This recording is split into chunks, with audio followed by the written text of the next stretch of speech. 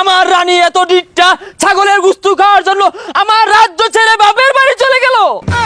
মহারাজ, নানিমা তো বাপের বাড়ি গেছে মহারাজ। মন্ত্রী, ওটা নানি হবে না, ওটা হবে রানী। মহারানী এই ঈদে ছাগলের গুস্তু খেয়ে পাতলা পায়খানা হয়ে ছেউরুচ্ছে। না, এ হতে পারে না।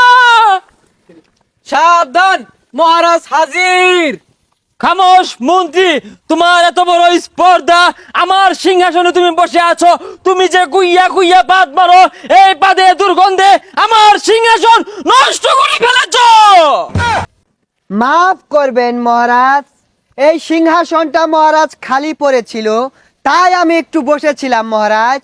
খামোশ মন্ত্রী, তুমি গত রমজানের ঈদেও একটি পাদ মেরেছিলে, যে পাদের গন্ধ এখনো আমার সিংহাসন থেকে যায়নি, তুমি আবারও বসেছো পাদ মারার জন্য। মহারাজ, এই কুরবানি ঈদের দিনে বাজে একটা কাজ করার জন্য ক্ষমা চাচ্ছি মহারাজ। এবারের মতো তোমাকে আমি মাফ করে দিলাম।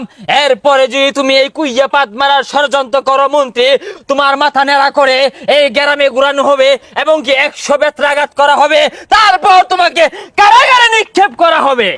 মাফ করেন মহারাজ গো, ও মহারাজ মাফ কইরা দেন আমারে পানের মহারাজ গো। কুইয়া পাদো মাইরা মহারাজ গো, ও মহারাজ ভুল কইরাছি আমি গো পানের মহারাজ গো। না না না মন্ত্রী, তুমি এই মিছে কান্না করবে না আমার সামনে। আজকে একটি কুরবানি ঈদের দিন, তোমাকে আমি গরু গোস্তের পোনা খেতে দিয়েছিলাম, আর তুমি সেটা খেয়ে একটা কুইয়া বাদ দিলে। মহারাজ আর মারবো না। যাও, তোমাকে ক্ষমা করে দিলাম। দেখো তো মন্ত্রী, আমার রানী কোথায়?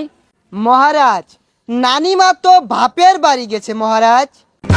মন্ত্রী, ওটা নানি হবে না, ওটা হবে রানী। আমার রানী কেন বাপের বাড়ি গেল মন্ত্রী? মহারাজ, আমি যদ্দূর জানি রানীমা বাপের বাড়ি গেছে, তার বাপে কুরবানি দেওয়ার জন্য 1300 টাকা দিয়ে একটা ছাগল কিনছে, আর সেটার গুস্তু খাওয়ার জন্যই বাপের বাড়ি গেছে মহারাজ। না না না, এ কিছু তো হতে পারে না। আমি এটা বরদাস্ত করবো না, আমি এটা মানতে পারি না মন্ত্রী। আমার রানী এত ডিটটা ছাগলের গুস্তু খাওয়ার জন্য আমার রাজ্য ছেড়ে বাপের বাড়ি চলে গেল। মহারাজ, প্রত্যেক ঈদেই মেয়েরা তার বাপের বাড়ি ঈদ করতে চায়, আমার মনে হয় রানীমা এজন্যই চলে গেছে।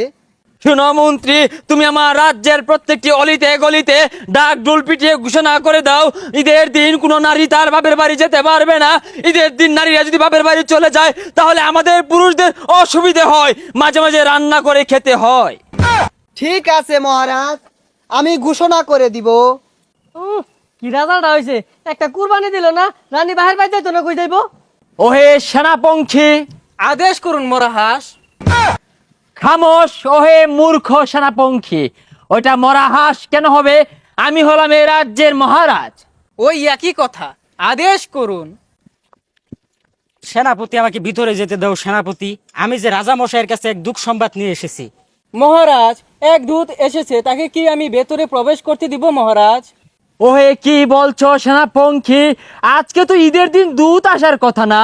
ওই পাশে রাজ্যের রাজা একটি বতামারা গরু কুরবানি দিয়েছে, সেখান থেকে একটি গরু গুস্তুর বাগা আসার কথা। মহারাজ, এই দূত সেই দূত না, এই যে এক বার্তা নিয়ে এসেছে। আমি আরো ভাবলাম আশপাশ অনেক গরু কুরবানি হয়েছে, আমার জন্য বোধহয় কেউ একটা বন্ট পাঠিয়েছে। যাই হোক, কি খবর শুনি। এই যে নেন মহারাজ। ওহে মন্ত্রী মশাই, এখানে কি খবর আমাকে পড়ে শোনাও। মহারাজ, এই যে আসলে এক দুঃসংবাদ। মহারানী এই ঈদে ছাগলের গুস্তু খেয়ে পাতলা পায়খানা হয়ে ছেউরুচ্ছে। না, এ হতে পারে না।